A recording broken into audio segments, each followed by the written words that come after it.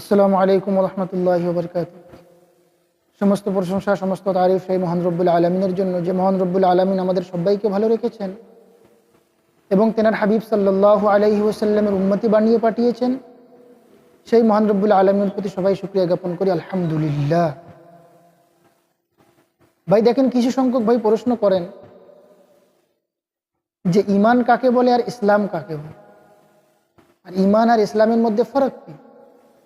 দেখেন ভাই, ইমান আর ইসলামের মধ্যে ফারাক বলতে এতটুকুই বোঝায় যে ইমান বলা হয় বাতিন থেকে নিয়ে জাহির পর্যন্ত আসে,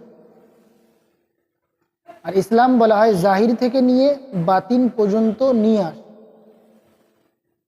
কোনো ব্যক্তি ইসলাম ছাড়া ইমানে দাখিল হতে পারে না, আর কোনো ব্যক্তি ইমান ছাড়া ইসলামে দাখিল হতে পারে। দুটোর মধ্যে ফারাক আছে। এখন আমার বুঝতে হবে যে ইমানটা কি জিনিস। ইমান হলো তিনটা জিনিসের মজমুআকে বলা হয়, ইকরারুম বিল লিসান, তাসদীক বিল জানান, আর আমল বিল আরকান।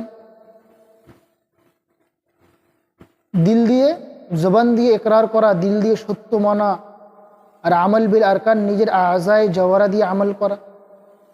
ইসলাম এই আজায় জওয়ারাকে বলা হয়েছে যতক্ষণ পর্যন্ত ব্যক্তি বা বান্দায় মুমিন এই নিজের আজায় জওয়ারে দিয়ে আমল করবে না, ততক্ষণ পর্যন্ত ইমানের মধ্যে দাখিল হবে না, খালিস ইমানের মধ্যে। এই জন্য বলা হয় আল ইসলামু ইউসাম্মা যাহিরুহু। ইসলাম জাহিরকে বলা হয়। ইসলামটা হলো জাহির। আর জাহির কি? নিজের আজায় জওয়ারি দিয়ে দেখিয়ে দাও, নিজের আজায় জওয়ারি দিয়ে দেখিয়ে দাও।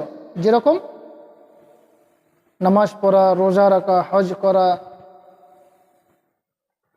জাহির থেকে বাতিন পর্যন্ত আমার আসতে হবে, এটাকেই ইসলাম বলে।